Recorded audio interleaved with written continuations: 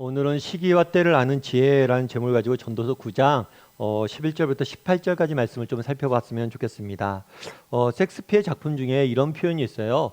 도둑질 당한 사람이 잃은 가장 큰 소실은 물건이 아니라 분노를 낭비한 시간이다. 그러니까 도둑질 당하면 화가 나죠. 화가 나서 분노하다 보면 그것으로 인해서 시간을 보내게 됩니다. 그래서 정말 도둑질 당했을 때 우리가 낭비하는 건 뭐냐? 그건 물건이 아니라 시간이란 거예요. 다르게 얘기하면 물건보다 더 중요한 게 뭐라는 거예요? 시간이 더 중요하다는 거예요. 뿐만 아니라 우리 인생을 망치는 것은 화와 분노라는 사실을 알려주는 거죠. 사실 우리 인생에 있어서 시간만큼 소중한 것이 없습니다. 그리고 시간만큼 소중한 것이 없다는 사실을 모르는 사람은 없어요. 그런데 재밌는 것은 시간만큼 소중한 것이 없는데 가장 많이 낭비하는 게 뭐예요? 시간이에요. 시간이 소중함을 알매도 불구하고 많은 사람들이 시간을 낭비합니다. 그래서 결국에 인생을 살면서 결국에 마지막 순간에 후회하는 게 뭐예요? 시간을 허비했다는 것. 저는 오늘 여러분과 함께 어떻게 하면 이 시간의 문제에 대해서 어떻게 하면 우리가 인생을 시간을 낭비하지 않고 살 수 있을지에 대해서 몇 가지 이야기를 좀 나눠봤으면 좋겠어요. 우리 먼저 10절 말씀 같이 한번 읽어볼까요? 같이 읽도록 하겠습니다. 내 손이 이를 얻는 대로 힘을 다하며 할지어다. 내가 장차 들어갈 스올에는 일도 없고 계획도 없고 지식도 없고 지혜도 없음이니라. 네. 이 땅을 사는 지혜 중에 하나는 뭐냐면 힘을 다하여 할지어다. 다르게 말하면 힘을 다하여 수고하는 것, 힘을 다하여 일하는 것. 이것이 우리 인생의 가장 소중한 것이란 거예요. 특별히 내 손에 일을 얻는 대로 이런 표현이 있는데 이것은 하나님이 주신 일을 발견하는 대로 하나님이 주신 것을 발견하는 대로 힘써 일하라는 거죠. 다르게 표현하면 우리 인생에서 배워야 될 가장 중요한 지혜는 뭐냐? 정말 주어진 일에 대해서 최선을 다해서 주어진 일에 대해서 감당할 수 있는 것, 충성하는 것, 그것이 우리 인생의 지혜라는 거예요. 그렇다면 왜 우리가 일해야 됩니까? 내가 장차 들어갈 뭐에는 수월은 죽어서 우리가 가는 곳이에요. 그래서 수월에 들어간다는 것은 죽음을 의미합니다. 그래서 죽은 다음엔 뭐가 없어요? 일도 없고 계획도 없고 지식도 없고 지혜도 없습니다. 맞는 얘기죠. 정말 우리가 죽은 다음에 다시 일할 수 없을 거예요. 죽은 다음에 우리는 더 이상 꿈을 꿀 수 없을 거예요. 왜요? 앞으로 계획을 세울 수 없어요. 왜요? 죽음 모든 것의 끝이기 때문에. 다르게 말하면 우리가 살아가는 생도 마찬가지고 우리가 하는 일도 마찬가지고 우리가 하는 공부도 마찬가지고 때가 있다는 거예요. 언젠가 이 모든 것들을 할 수 없을 때가 있다는 거예요. 따라서 그 때가 있음을 알고 열심히 일하고 공부하라는 거예요. 사실 그렇죠.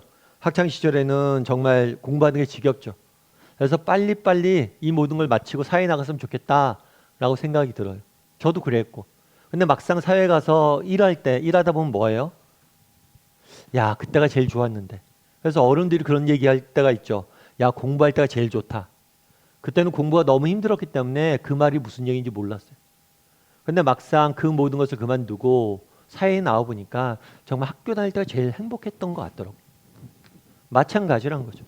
우리가 살아가는 이 정말 때로는 매일같이 우리는 일을 해야 됩니다.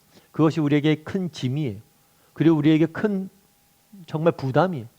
그래서 이것이 없었으면 좋겠다. 이것으로부터 자유로웠으면 좋겠다라고 생각하지만 결국에 뭐예요? 정말 이렇게 일할 수 있다는 것이 축복이고 은혜라는 거예요.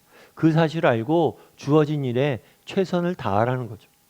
여러분 시편 23편 1절 말씀을 같이 한번 읽어볼까요? 같이 읽도록 하겠습니다. 여호와는 나의 목자시니 내게 부족함이 없으리로다. 여호와는 나의 목자시니. 사실 시편 23편 1절 말씀은 너무나 유명한 말씀이에요. 그래서 우리는 그냥 넘어가기 쉬운데 이건 굉장히 이상한 표현이에요. 왜냐하면 하나님을 뭐에 비유했어요? 인간의 직업에 비유했어요. 사실 하나님은 성경에서 크고 높고 위대한 것들의 비유를 많이 합니다. 하늘의 비유를 하고 정말 산의 비유를 하고 크고 높고 아름답고 광대한 것의 비유를 해요. 왜냐하면 하나님은 그렇게 크신 분이시기 때문이에요. 그런데 오늘 본문에서 다윗은 하나님을 뭐에 비유해요? 인간이 가진 직업에 비유한다. 그렇다면 왜 인간이 가진 직업에 비유하냐는 거예요. 성경이 말하는 하나님의 중요한 이미지 중에 하나는 뭐냐면 일꾼이에요. 다르게 말하면 성경이 말하는 하나님은 어떤 분이시냐? 늘 일하시는 분이세요. 하나님이 이 세상 모든 만물을 창조하셨습니다. 일하셨죠. 뿐만 아니죠. 창조하신 세상을 뭐예요? 지금도 다스리고 계세요. 지금도 일하고 계세요. 성경이 계속해서 강조하고 있는 건 뭐냐면 하나님은 일하고 계시다는 거예요. 우리도 마찬가지예요. 하나님이 인간을 지으시고 처음 인간이 한 일이 있어요. 그건 뭐냐면 동물의 이름을 붙이는 거예요. 동물의 이름을 하나하나 아담이 지어줬어요. 이것도 일종의 노동인 거예요. 다르게 이야기하면 하나님께서 인간을 지으시고 이 창조 세계를 돌보라고 일을 맡기신 거예요. 이제 공부하고 일하라고 맡기신 거예요. 그렇다면 왜 이렇게 일을 맡기셨을까요? 하나님이 능력이 부족해서 자기가 할 수 없어서 그랬을까요? 아니에요. 하나님께서 능력이 풍부한 분입니다. 언제든지 무엇이든 행할 수 있어요. 그런데 인간에게 맡긴 이유는 뭐냐면 인간이 이 일을 통해서 하나님이 누리신 기쁨을, 정말 일하심의 기쁨을 맛보게 하기 위함이에요. 다르게 말하면 일은 우리 생애의 정말 유익을 위해서 하나님께서 우리에게 허락하신 거예요. 특별히 오늘 본문에 보면 여호와를 뭐에 비유해요? 목자에 비유해요. 이 목자는 우리가 아는 보통 직업이 아니에요. 굉장히 뭐예요? 천박한 직업. 그래서 목자가 되는 것은 사람들이 무시하고 목자들을 무시하고 소외당하고 외면하는 경우가 많아요. 어린아이한테 꿈을 물으면 그런 거 꿈을 꾸죠. 예를 들면 어린이들한테 묻습니다. 너 장래 희망이 뭐냐? 저는 과학자가 꿈이에요. 의사가 꿈이에요. 대통령이 꿈이에요. 정치인이 꿈이에요. 이렇게 이야기했을 때 목자는 절대 들어가지 않아요. 왜냐하면 목자는 그냥 일용직 노동자랑 똑같아. 누구나 할 수 있고 정말 누구도 하기도 싫어하는 일이. 그런데 재미있는 것은 이 하찮은 직업에 누굴 비유한 거예요? 하나님을 비유한 거예요. 다르게 말하면 직업에 귀천은 없습니다. 모든 직업은 소중해. 모든 하나님께서 맡기신 일들은 소중하다는 거예요. 하물며 하나님이 목자였는데 하나님이 일용직 노동자였는데 우리가 직업의 높고 낮음을 이야기하면 되겠습니까? 중요한 건 직업이 무엇이냐가 아니에요. 내가 무슨 일을 하느냐 중요한 게 아니에요. 어떤 일을 하느냐, 어떤 마음으로 하느냐 중요한 거예요. 어떤 마음으로 하느냐 정말 중요한 거예요. 그날에 다윗은 이야기합니다. 여호와는 나의 목자시다. 그분은 하찮은 직업을 가지셨던 분이시다. 우리도 마찬가지예요. 정말 하나님께서 일하시기 때문에 우리도 뭘 해야 돼요? 일할 수 있어야 됩니다. 여러분 은퇴하면 늙는다라는 이야기 듣죠. 그런데 실제로 은퇴하면 늙는다고 그러더라고요. 은퇴를 하는 순간 사람의 인지 능력이 굉장히 떨어진대요. 그리고 65세 이상의 나이가 된 사람들 중에서 일하는 사람과 일하지 않는 사람 비교해 보니까 육체적 건강도 일하는 사람이 훨씬 더 건강을 유지할 확률이 높아요. 건강할 확률이 3배가 높고 심각한 질병에 걸릴 확률이 절반으로 떨어진다고 그러더라고요. 따라서 일을 할수록 뭐예요? 더 똑똑해지고 더 건강해지는 거예요. 그래서 일은 우리에게 필요하다는 거예요. 그래서 하나님께서 일을 주신 거죠. 물론 세상엔 은퇴가 있습니다.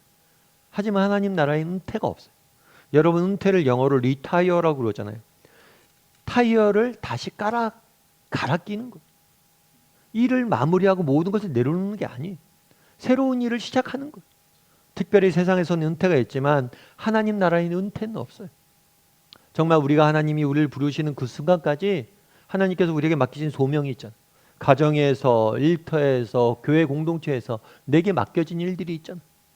그것들을 정말 충실히 감당할 수 있는 사람이 되었으면 좋겠어요. 우리 그리스도인에게는 은퇴는 없습니다. 은퇴하는 순간 그때가 스올로 들어갈 시간이, 죽을 시간이, 우리의 사명이 다하는 때가 죽는 거예요.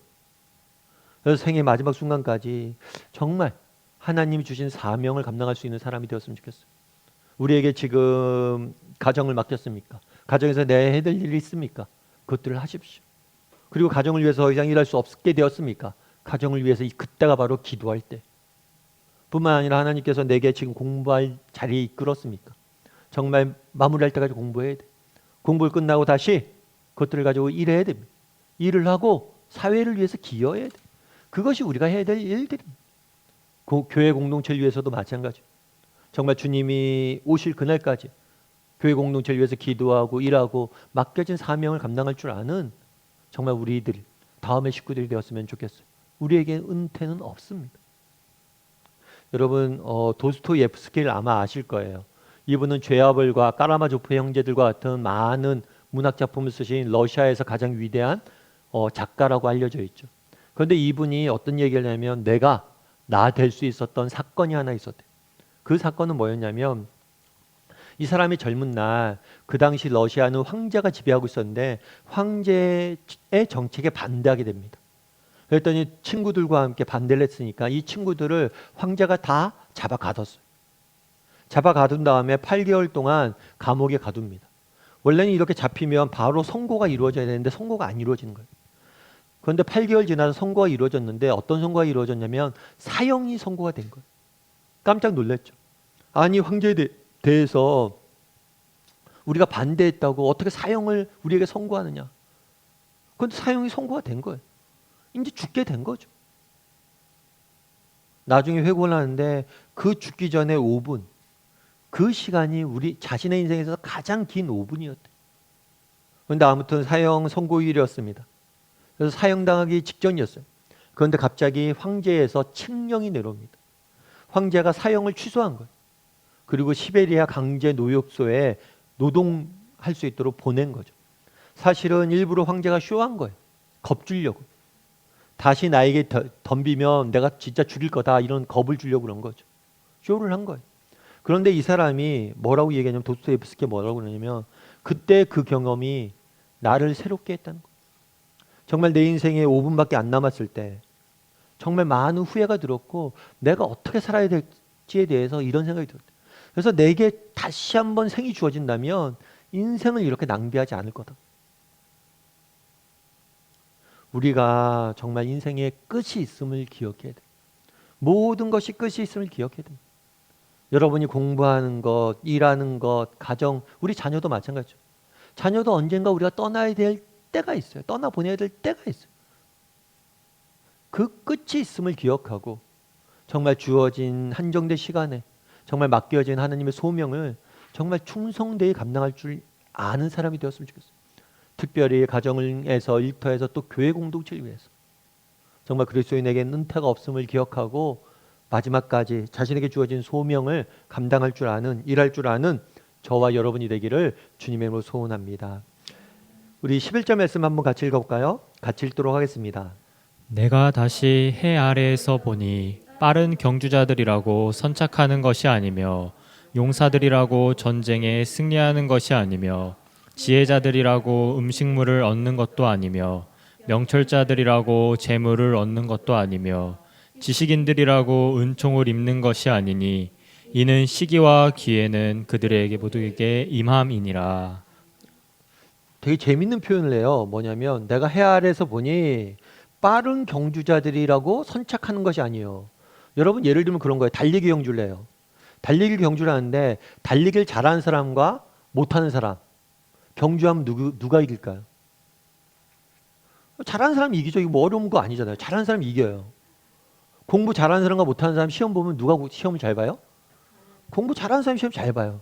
그런데 이상하게 뭐라고 그러냐면 빠른 경주자라고 반드시 뭐예요? 먼저 도착하는 게 아니란 거예요. 먼저 승리하는 게 아니란 거예요. 도대체 이게 무슨 얘기냐는 거예요.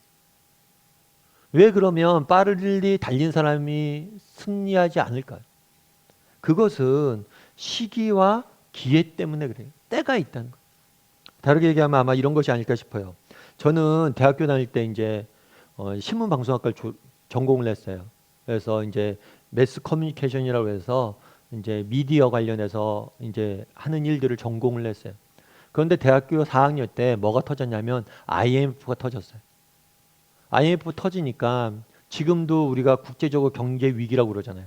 그래서 외환 위기 때처럼 힘들다라고 이야기하잖아요. IMF 터지니까 기업이 망합니다. 기업이 망하고 기업이 외국기에 팔리고 심지어 은행까지 망했어요. 돈 빌려주는 은행까지 망했어요. 엄청났죠.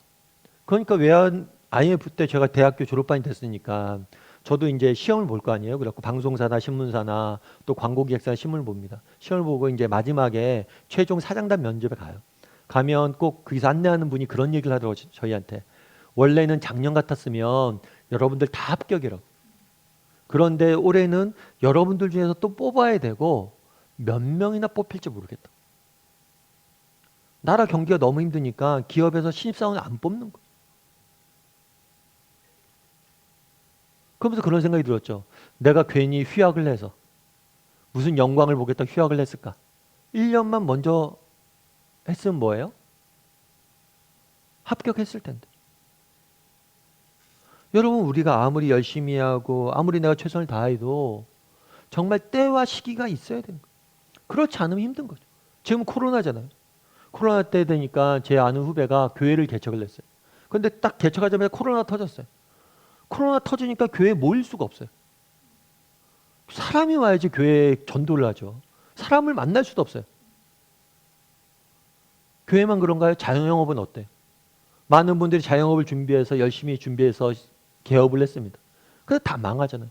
요리를 아무리 잘하면 뭘 합니까? 코로나라서 사람들이 밖으로 나오질 않는데. 정말 그가 1년만 더 일찍 개업을 했어도 어쩌면 성공했을 수도 있는데 우리가 조정할 수 없는 시기와 때가 있다는 거예요. 내가 개인이 아무리 노력해도 안 되는 일들이 있다는 거예요. 그걸 알아야 된다는 거예요. 그럼 어떻게 될까요? 무엇보다도 여러분, 우리가 겸손하고 감사할 수 있어야 돼요. 여러분, 우리가 잘 되는 것, 내가 오늘 이렇게 복 받는 것, 여러분, 내가 잘나서 그랬다고 생각하면 안 됩니다. 물론 여러분들이 열심히 살았던 거 알아요. 열심히 최선을 다했다는 거 압니다. 하지만 여러분들이 지금 누리는 거 여러분이 잘나서 누리는 거 아니에요. 당장 저희만 해도 그렇잖아요. 저희 부모님 세대 때는 6.25 전쟁이 막 끝나고 정말 없이 자랐어요.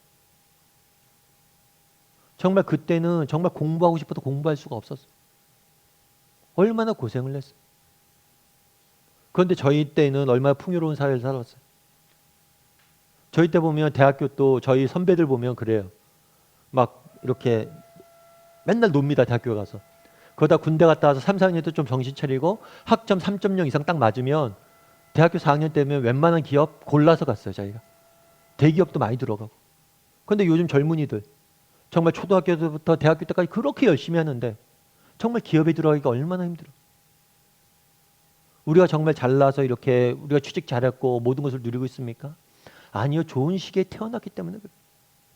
여러분이 지금 당장 아프리카에서 태어났다고 생각해 보십시오. 여러분 어때요? 아프리카에 여러분 태어나서 열심히 공부해서 똑똑하다는 인정도 받고 대학교 나왔다고 생각해 보십시오. 그리고 우리나라에 와보세요. 내가 아프리카에 대학교 나왔습니다. 그럼 우리나라 사람들이 인정해 줍니까? 무시당하기 십상이잖아요. 여러분들이 아무리 똑똑하고 공부 잘하고 그래도 한국에 오늘 태어났기 때문에 이런 거예요. 여러분이 공부할 수 있는 것, 여러분이 지금 누리고 있는 모든 것들 여러분 개인이 잘나서 그런 거 아니에요. 우리가 좋은 때에 태어났고 좋은 곳에 태어났기 때문에. 그래서 우리가 늘 겸손해야 돼. 그리고 겸손할 뿐만 아니라 감사해야 돼. 내게 이런 기회들을 허락하신 하나님. 그리고 또 한 가지 반대로는 뭘 해야 되냐면 소망을 잃어버리면 안 돼. 저는 오늘 본문에 제일 재미있는 표현이, 마음에 와닿던 표현이 이거예요. 시기와 기회는 그들 모두에게 임하느니라. 아까 달리기 이야기했죠. 달리기를 했는데 달리기를 잘하는 사람이 승리하는 게 아니래요. 그럼 우리는 그런 생각하죠. 그렇게 불합리한 게 어딨어. 말도 안 되는 얘기 어딨어. 어쩌면 내가 달리기를 잘한다 생각하면 이건 굉장히 불합리한 일이에요. 그런데 내가 달리기를 못한다 라고 생각하면 어때요? 그래? 달리기를 못해도 이길 수 있어? 맞는 거예요. 정말 오늘 본문에서 알 수 있는 게 뭐냐? 내가 똑똑하다고. 내가 비록 다른 사람보다 똑똑하지 못할 수 있어요. 내가 다른 사람보다 덜 배울 수 있어요. 다른 사람보다 무엇인가 부족할 수 있어요. 하지만 염려하지 말라는 거예요. 우리 인생에 뭐예요? 기회와 시기는 공평하게 주어진다. 때는 공평하게 주어진다는 거예요. 여러분 최근에 윤여정 씨라는 배우를 아마 아실 거예요. 아카데미에서 상도 받았고 우리나라 최초로 배우로서 아카데미에서 여우조연상을 받았죠. 그래서 많은 사람들이 관심도 있었고 처음 이렇게 나이 드신 분이 자유롭게 이렇게 조크도 하고 이런 모습들이 굉장히 많이 도전을 받았죠. 근데 윤여정 씨가 뭐라고 얘기했냐면 이런 표현을 썼어요. 40대에 단역이 없었다면 70대에 아카데미도 없었을 것이다. 뭐냐면 자기가 70대 아카데미 상을 받으니까 많은 사람들이 주목하는 거예요. 윤여정 하는 거예요. 그런데 정말 많은 사람들이 70대 아카데미상을 받는 나를 보지만 40대 단역이 없었다면 오늘은 없었을 거는. 이게 무슨 얘기냐면 이 배우는 젊은 날 배우가 됐어요. 그래서 굉장히 주인공도 하고 인기 굉장히 끌었습니다. 그런데 한참 잘 나갈 때 뭘 했냐면 결혼을 했어요. 결혼을 해서 미국에 유학을 갑니다. 그래서 미국에서 오래 살아요. 그런데 안타깝게도 결혼이 실패합니다. 이혼하게 돼요. 두 자녀를 홀로 미국에서 키워야 돼요. 미국에서 식당에서 일하고 캐셔하면서 그렇게 자녀를 키웠어요. 그러다가 한국에 들어왔죠. 들어와서 연기, 그래도 과거에 배우를 했으니까 연기를 시작했다라고 시작을 한 거예요. 그런데 쉽지 않았어요. 과거에 유명 배우였지만 자신에게 배역을 주는 데는 많지 않았어요. 오히려 뒤에서 수군수군 됐죠. 야, 저 사람 그렇게 잘 나가던 아무개 아니야? 그런데 이혼했다며. 그래 지금 연기도 단역기나 하고 있다며. 온갖 수군두근 되는 소리와 비난과 온갖 이야기를 다 들었어요. 그러면서 고백하더라고요. 뭐라고 썼냐면 연기 철학? 자기는 그런 거 없다고. 무슨 연기 철학이냐고. 돈 되는 연기면 뭐든지 다 했다. 시키는 건 뭐든지 다 했다. 맡겨진 건 뭐든지 다 했다. 왜냐하면 살기 위해서. 사람들에게 손가락질 당하면서 정말 연기 철학이고 뭐고 맡겨진 일 다 했다. 그런데 내가 그렇게 단역, 진짜 맡겨진 일 그렇게 하나하나 하다 보니까 어느새 어디까지 온 거예요? 70대 아카데미까지 왔다는 거예요. 40대 단역이 없다면 못하는 거예요. 여러분 우리도 마찬가지예요. 여러분 우리가 즐겁고 행복한 날 하나님께서 은혜 주신 날들이 있습니다. 그럼 여러분 철저히 겸손하고 감사하십시오. 그런데 우리 인생에 폭풍우가 칠 때가 있어요. 모든 것이 막히고 정말 내가 할 수 있는 것이 정말 아무것도 없는 것처럼 느껴질 때가 있어요. 그럴 때를 기억할 것이 있어요. 시기와 때는, 기회와 시기는 모든 이에게 공평하게 주어진다. 공평하신 하나님께서 정말 언젠가 내게도 기회를 주실 것이고 내게도 때를 주실 것이고 나같이 부족한 사람도 정말 나를 같은 부족한 사람들을 통해서도 일할 것이다. 그런 믿음을 가지기 바랍니다. 그리고 그런 믿음을 가지고 사시기 바랍니다. 하나님께 소망을 두길 바랍니다. 왜요? 시기와 기회는 공평하기 때문에. 우리 하나님 공평하신 분이기 때문에. 그래서 지금 여러분이 정말 이 배우의 고백처럼 모든 것을 버려두고 40대 단역으로 살고 있습니까? 정말 그 주어진 일에 충실하다 보면 하나님께서 반드시 기회를 주실 거예요. 때를 주실 거예요. 그런 믿음을 가지고 한 걸음 한 걸음 살아갈 줄 아는 저와 여러분이 되기를 주님의 이름으로 소원합니다. 마지막으로 14절부터 15절까지 말씀을 같이 한번 읽어봤으면 좋겠습니다. 곧 작고 인구가 많지 아니한 어떤 성읍에 큰 왕이 와서 그것을 에워싸고 큰 흉벽을 쌓고 치고자 할 때에 그 성읍 가운데에 가난한 지혜자가 있어서 그의 지혜로 그 성읍을 건진 그것이라. 그러나 그 가난한 자를 기억하는 사람이 없었도다. 예를 하나 들죠. 예를 하나 드는데 어떤 예를 드냐면 작은 성읍. 그 당시에는 성 자체가 나라였어요. 도시국가였어요. 그래서 작은 나라, 국가에 큰 왕이, 큰 나라가 쳐들어온 거예요. 그런데 그 큰 왕을 누가 이겼어요? 가난한 지혜자가 그것들을 이겼어요. 대표적인 예는 다윗과 골리앗이겠죠. 그 당시 블레셋이 엄청난 군대를 이끌고 이스라엘 쳐들어옵니다. 블레셋의 골리앗은 엄청난 무력을 자랑하는 장수로 아무도 그를 맞설 수가 없었어요. 그가 매일 와서 이스라엘 백성들이 섬긴 하나님을 조롱합니다. 아무도 맞서지 못했어요. 그런데 다윗이 나섰죠. 다윗은 그동안 목동이었어요. 그에게 맞는 갑옷조차도 없었어요. 칼조차 쓸 줄 몰랐어요. 그런데 돌멩이 5개 가지고 이 골리앗을 이깁니다. 그래서 나라를 구해요. 이런 경우들이 역사 가운데 있다는 거예요. 가난한 지혜자를 통해서 성이 구해지는 그런 은혜들이 있다는 거예요. 그런데 재밌는 것은 뭐냐면 그러나 그 가난한 자를 기억하는 사람이 없도다. 그렇다면 왜 가난한 자를 기억하는 사람이 없어요? 가난하니까. 보잘것 없으니까. 볼품 없으니까. 기억하는 사람이 없다는 거예요. 저는 오늘 본문에서 제게 와닿았던 표현이 뭐냐면 가난한 지혜자라는 표현이에요. 가난한 지혜자. 가난한 지혜자. 여러분, 이 땅을 살다 보면 우리가 가난한 지혜자를 되게 많이 만납니다. 대표적인 예가 있다면 저는 저희 어머님을 이야기하고 싶어요. 저희 어머님 같은 경우에는 정말 전후 좋지 않은 시대에 태어났죠. 그 당시에는 딸을 공부시키지 않았어요. 어머님이 그렇게 학교 가고 싶었는데, 중학교, 고등학교 가고 싶었는데 공부를 시키지 않았어요. 할아버님.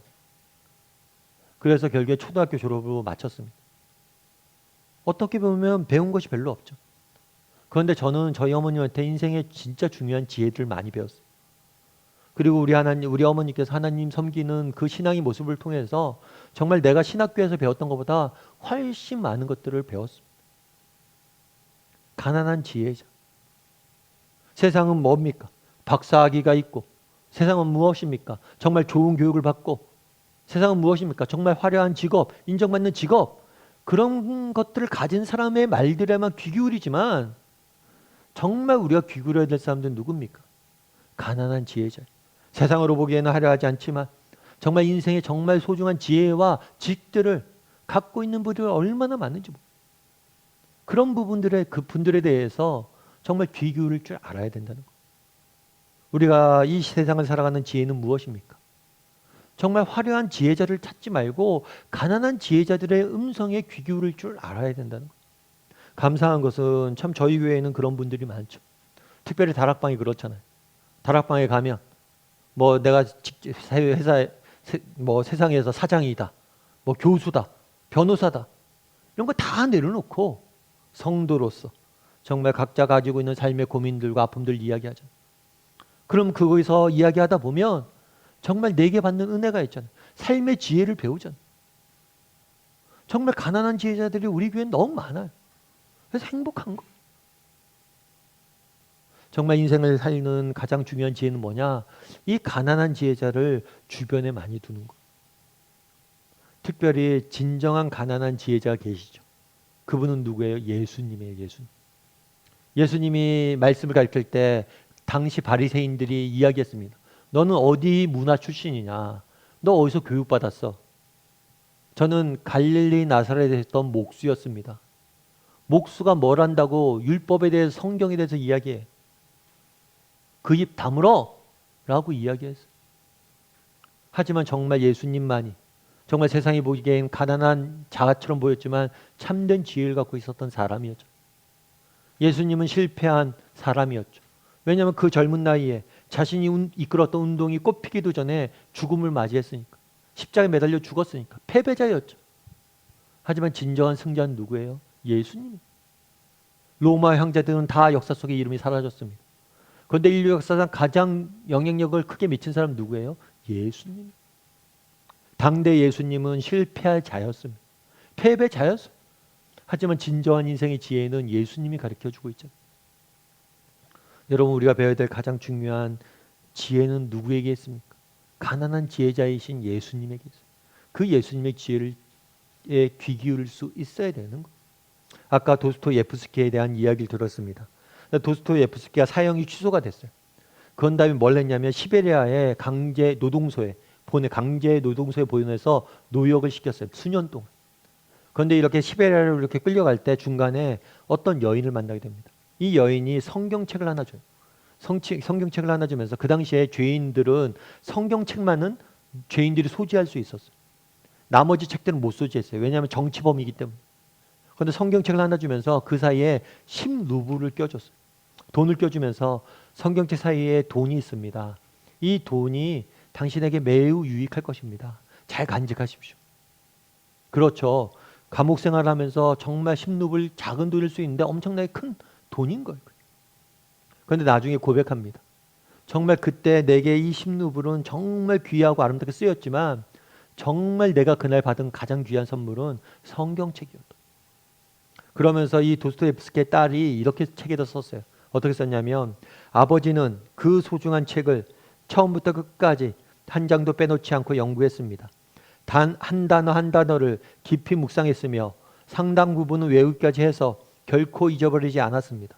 무슨 작품을 쓰든지 성경 말씀이 깊이 스며들도록 했는데 아마 그것이 아버지의 작품에 힘을 주었던 것 같습니다.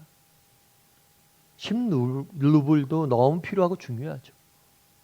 그런데 진짜 중요했던 것은 가난한 지혜자였던 예수님의 말씀이 담겨진 성경이었던 것.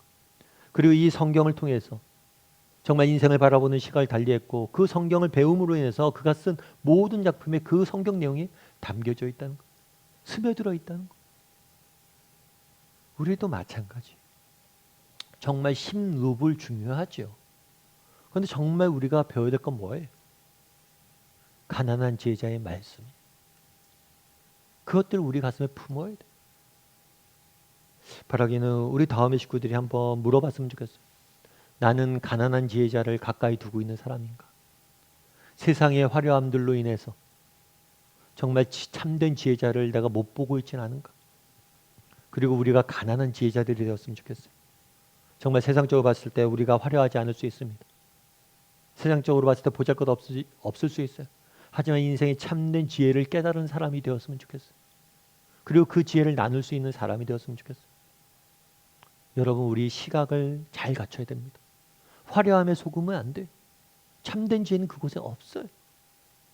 그래서 바라기는 우리 다음의 식구들이 정말 가난한 지혜자가 될 줄 아는 그런 저와 여러분이 되기를, 그리고 가난한 지혜자 되신 예수님을 정말 배울 줄 아는 저와 여러분이 되기를 주님의 이름으로 소원합니다.